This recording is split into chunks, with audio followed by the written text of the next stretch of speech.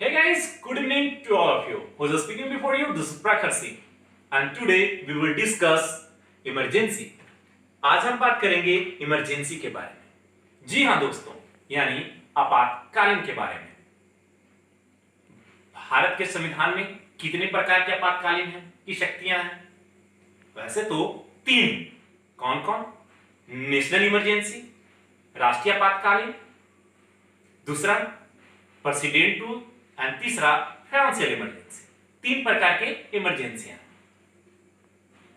सबको हम लोग एक एक करके समझेंगे, लेकिन before starting this topic I would like to ask some questions, then I will explain in easy way. Bharat की जो आपातकालीन शक्तियां हैं, यह कौन प्रोक्लेम करता है? यह कितने दिनों तक चलता है?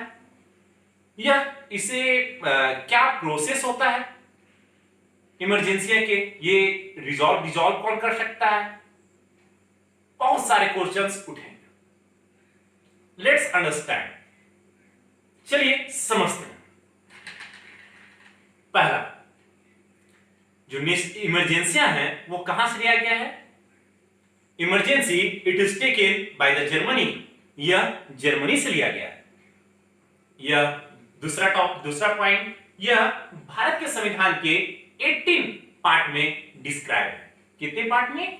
18 पार्ट में। It is taken by the Germany. यह कहां से लिया गया है? जर्मनी से।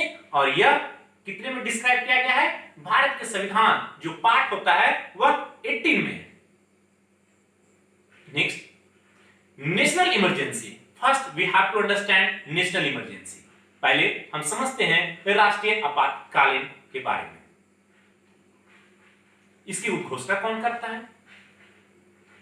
यह कितने आर्टिकल में है? भारत में अब तक कितने बार नेशनल इमरजेंसियां प्रोक्लेम किया गया है, तथा अब तक भारत में जिस समय इमरजेंसियां लगाए गए उस समय के राष्ट्रपति कौन थे? चलिए समझते हैं। जरा समझिए। नेशनल इमरजेंसी 3 केस में लगाए जाते हैं। नेशनल इमरजेंसी 3 केस में लगाए जाते हैं। पहला, बाहरी आक्रमण। अगर दूसरा देश, अगर मान लीजिए हमारा देश 7-9 पड़ोसी देश है, उनमें से अगर कोई भी देश, चाहे पाकिस्तान हो, चाहे चाइना हो, चाहे नेपाल हो, कोई भी देश अगर हमसे युद्ध करता है तो क्या होता है? अगर उधर से आक्रमण किया तो उस स्थिति में नेशनल इमरजेंसी लगाया जाता है। दूसरा कंडीशन, दूसरा क्या है? दूसरा में है युद्ध की स्थिति। मान लीजिए आपको कोई धमका रहा है, ये कर रहा है, तो अपने सेल्फ से अगर करना चाहते हैं तो इस स्थिति में भी नेशनल इमरजेंसी लगता है। तीसरा, इंटरनल। अगर आपको अपने देश में ही कुछ लगता है, कोई सैनिकों का मतभेद हो गया, ये हो गया, तो आप इस कंडीशन में भी लगा सकते हैं। लेकिन याद रखिएगा दोस्तों, एक कॉन्स्टिट्यूशन अमेंडमेंट हुआ 44 के कॉन्स्टिट्यूशन अमेंडमेंट में, जिसके बाद जो आपका जो सवाल अगर आपके दिमाग में अगर गोल गोल उठ रहा होगा, क्या इमरजेंसी लगने के दौरान जो फंडामेंटल्स राइट्स यानी मौलिक अधिकार जो आपको दिया गया है वो आपको हट जाता है क्या? समाप्त हो जाता है क्या? पहले था, लेकिन 44th कॉन्स्टिट्यूशन अमेंडमेंट होने के बाद यह क्या किया गया? सिर्फ 20 और 21। नोटेड गाइस, कितने क्वेश्चंस आपके अक्सर आते हैं, अक्सर आते हैं कॉम्पिटिटिव एग्जामिनेशन में, कि जो 20 आर्टिकल और 21 आर्टिकल में यह आपको क्या करता है? कभी भी आपको कोई भी आपको डिसॉल्व नहीं कर सकता 20 आर्टिकल और 21 आर्टिकल्स को। अब सवाल दूसरा है, इसके उद्घोषणा कौन, प्रोक्लेम कौन करते हैं? यह राष्ट्रपति करते हैं।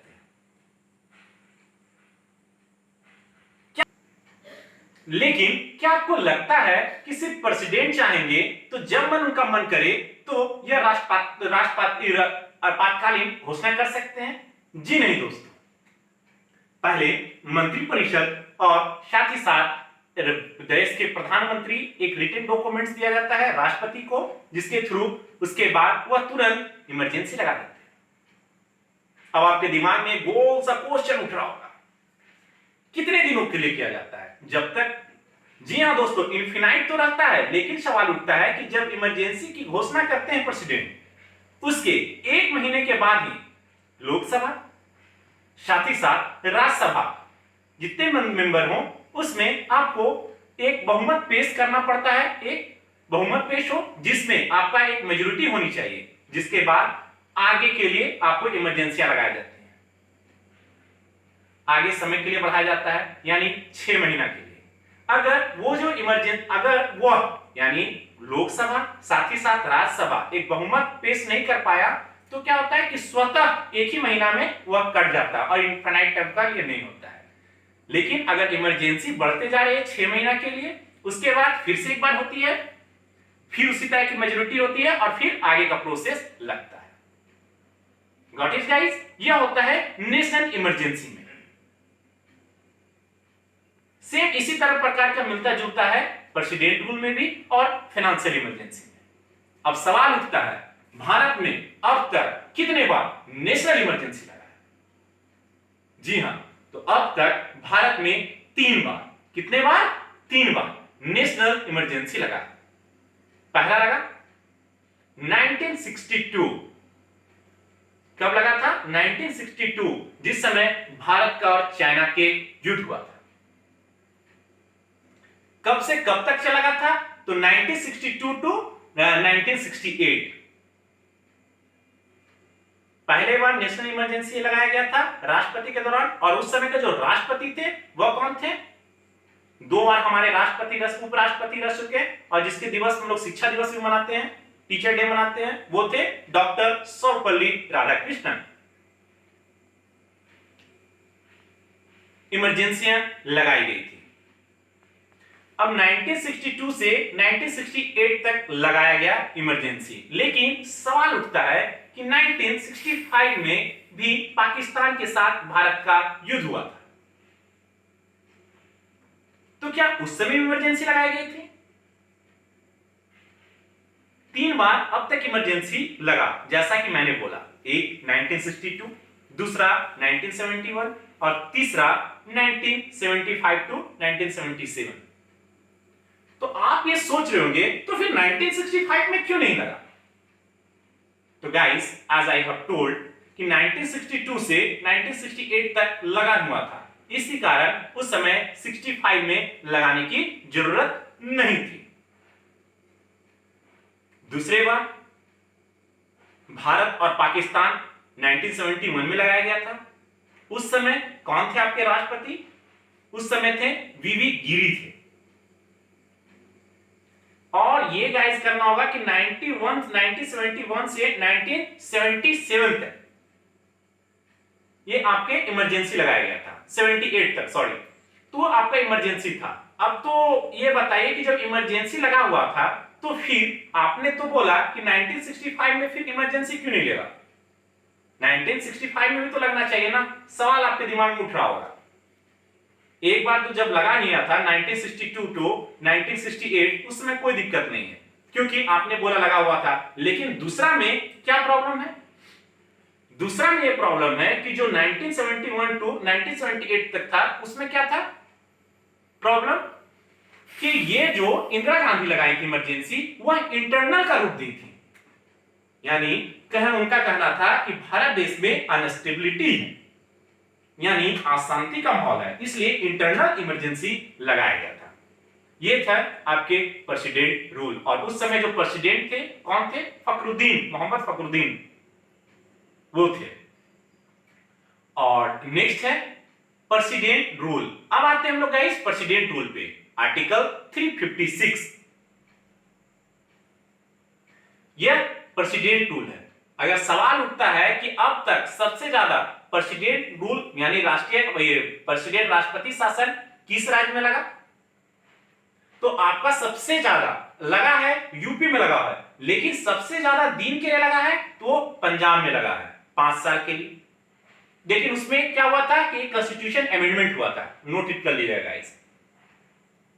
और जब भी अगर केंद्र को लगता है किस आधार पर राष्ट्रीय ये लगता है आपको प्रेसिडेंट रूल लगता है किस आधार पे, तो जब प्रेसिडेंट को लगता है यानी केंद्र सरकार को लगता है कि जो राज्य में सही तरीके से जो पार्टियां हैं वो नहीं संचालन कर रही हैं या फिर जो संविधान का रूप रेखा कार्य रेखा बनाया गया उसका अनुसरण नहीं कर रही है, तो इस आधार पे प्रेसिडेंट भी इस पे क्या कर सकते हैं, राष्ट्रीय सॉरी प्रेसिडेंट रूल लगा सकते हैं। और इसके बारे में 365 आर्टिकल में भी इसके बारे में डिस्क्राइब किया गया है।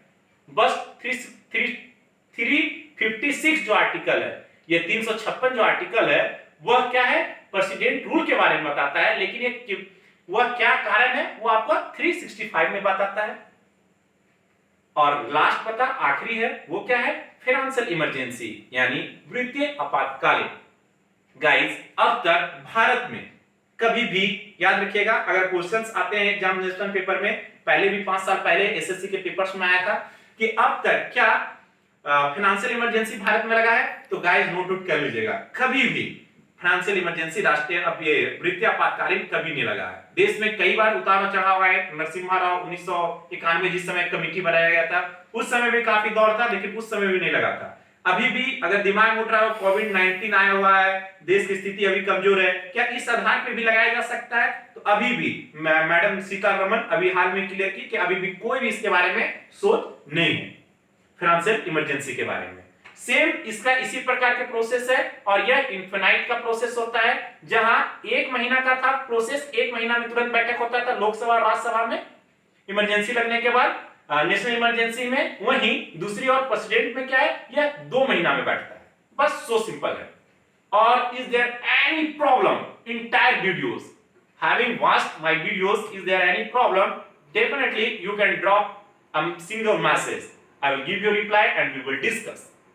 अगर कोई अपना ओपिनियन भी देना चाहते हैं, कोई बात रखना चाहते हैं, then you can also do it guys.